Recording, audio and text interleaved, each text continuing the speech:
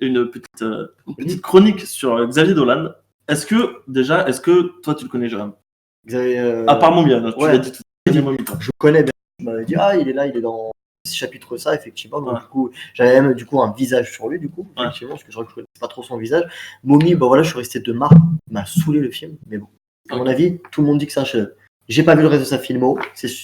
Apparemment, c'est un grand réalisateur. En fait, je suis un peu comme Jay, c'est que je connais pas des masses. J'ai vu que un film ou deux de sa filmo, dont Mommy, et pareil, je suis resté, mais alors totalement à côté. J'étais vraiment pas du tout dedans.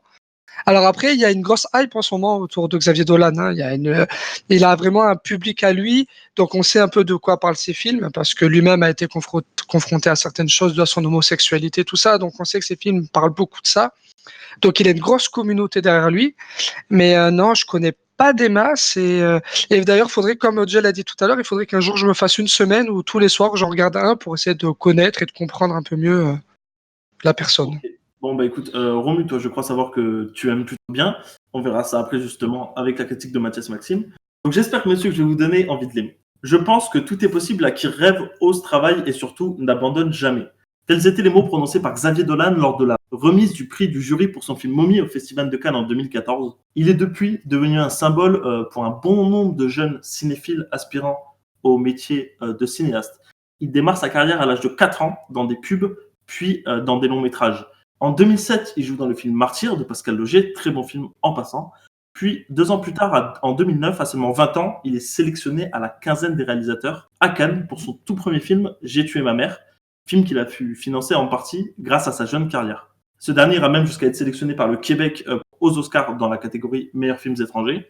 Malheureusement pour lui, J'ai tué ma mère n'arrivera pas dans les 5 finalistes. 5 ans plus tard, en 2014, il gagne le prix du jury à Cannes, comme j'ai pu vous le dire tout à l'heure, ce qui le révèle à l'international. Il a alors l'opportunité d'aller tourner aux États-Unis. Gros casting en tête, ça c'était en 2017. Jessica Chastain, Nathalie Portman, Kit Harington, Cathy Bates, Tandy Newton, Bella Thorne et Susan Sarandon. C'est la naissance de Ma vie avec John F. Donovan. Malheureusement pour lui, le tournage est une vraie galère. Pas mal de problèmes surviennent et il pense même à abandonner le tournage et le film. Heureusement, il finit par monter le film, mais est obligé de couper Jessica Chastain au montage pour rendre la narration de son film plus fluide, ce qui a fait un petit peu parler, puisqu'on coupe pas Jessica Chastain comme ça de manière générale. Il est homme à tout faire, c'est-à-dire qu'il monte, il scénarise, il réalise et joue dans la majorité de ses films. Il monte, moi c'est ça qui m'a étonné le plus, à vrai dire, c'est qu'il monte ses propres films. Il est admiré pour sa simplicité et sa ténacité quant à ses rêves. C'est quelqu'un qui doit beaucoup, qui se doit tout à lui-même en fait. Tout ce qu'il a fait, il l'a construit de qui il était et jamais il a été pistonné. Il aborde toujours les thématiques de la filiation mère-fils dans ses films, surtout le traitement des films dans la société actuelle, le traitement des femmes dans la société actuelle, et la recherche de soi au travers de l'amour. C'est une thématique que vous voyez dans Mommy par exemple, messieurs. Sa présence dans Hit Chapter 2 par exemple a été très remarquée, et pour l'anecdote, c'est aussi lui qui a réalisé le clip Hello de Adele, entre autres. À peine 30 ans, il a déjà réalisé 8 films et rien n'a l'air de pouvoir l'arrêter. J'ai vu beaucoup d'interviews pour comprendre qui il est réellement, et je dois avouer que personnellement, je suis très admiratif de qui, sa simplicité, sa bonne humeur. C'est quelqu'un d'intelligent, de très ambitieux, et qui a déjà pour moi réussi sa carrière à l'international. En 2019, le 16 octobre plus précisément en France, sort son nouveau film Mathias et Maxime, que j'ai eu la chance de voir avec Romu au Festival de Cannes. Autant vous dire que l'ambiance y était. Romu, qu'est-ce que tu peux nous dire du film? Xavier Dolan revient aux premières amours, j'ai envie de dire. Je ne vais pas reprendre ta chronique, mais on retrouve vraiment cet esprit de filiation, justement, mère-fils. Je vais vous laisser le soin de voir le film, je ne vais pas vous raconter vraiment cette relation assez nocive entre les deux. Moi, j'aime beaucoup le cinéma de Dolan. Vraiment l'esprit Dolan. Vraiment cette énergie, cette excitation. Et moi, je suis totalement dedans. Quand je regarde ces films, pour moi, c'est une obsession. Vraiment, j'exagère peut-être un peu, mais pour moi, c'est vraiment une obsession. C'est une drogue. Et quand il a envie d'envoyer un message, donc il y a un message très fort derrière ce film, il le fait avec une telle vélocité que tu peux pas passer à côté, en fait. Vraiment. Ok, alors je suis particulièrement d'accord avec toi. Je me rappelle que quand on est sorti de Festival de Cannes, on a eu l'occasion de voir plein de films au Festival de Cannes, mais un sentiment tout particulier quand on sort d'un film de Xavier Dolan, notamment cette impression que tout est possible en fait avec rien du tout. Tu as l'impression que son film, il a filmé avec un bout de bois. Alors bon, évidemment, il a des moyens monstrueux, mais c'est un réalisateur, moi, que je pense de génie. Il te fait des trucs admirables avec quasiment rien du tout. La preuve avec J'ai tué ma mère, qui était 20 ans, tu vois, J'ai tué ma mère, c'est absolument monstrueux, je vous conseille de le voir, même si c'est pas son meilleur, loin de là. Et quand on sort de Mathias et Maxime, on a vraiment envie de faire du cinéma, on sait pourquoi on aime le cinéma, etc. C'est par exemple une sensation qu'on pourrait retrouver dans Once Upon a Time in Hollywood de Tarantino, à une échelle bien plus réduite, dans le sens où on sent qu'il y a l'amour d'Hollywood. Mais là, on sent vraiment qu'il y a l'amour du cinéma chez Xavier Dolan.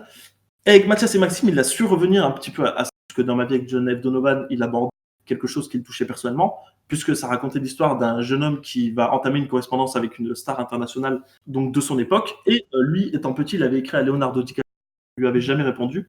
Donc voilà, maintenant je suppose qu'ils font des petites soirées ensemble. J'espère. Et donc avec ce film-là, et il a déclaré que faire tourner ses amis, c'était quelque chose d'extrêmement facile. Il a fait tourner ses propres amis, donc il les a dirigés, etc. Et des aventures. Oui, voilà, tout le casting du film est très bien de manière générale. Et on retrouve aussi ces deux thématiques principales, à savoir l'affiliation, comme tu en parlais tout à l'heure, mère-fils, mais aussi la recherche de soi à travers l'amour, puisque c'est l'histoire d'un homme de deux hommes plutôt, pour le coup, qui vont s'embrasser pour tourner dans un court-métrage, qui vont tourner et s'embrasser pour une scène dans un court-métrage étudiant. Et ça va provoquer une certaine réaction que je pourrais qualifier de plutôt chimique, ma foi. Donc voilà, moi c'est un cinéaste que j'adore, que j'estime tout particulièrement, et je pense que vous devriez voir toute sa filmo pour vraiment comprendre. Et voilà. Ben, c'est un cinéaste qui dégage. Vas-y. C'est un cinéaste qui dégage vraiment une vraie énergie. Donc il y a une aura autour de lui, et tu peux pas passer à côté. Enfin, vous pouvez pas passer à côté. Moi vraiment, je vous recommande. J'ai pas vu tous ses films, mais je vous recommande une bonne partie de sa filmo.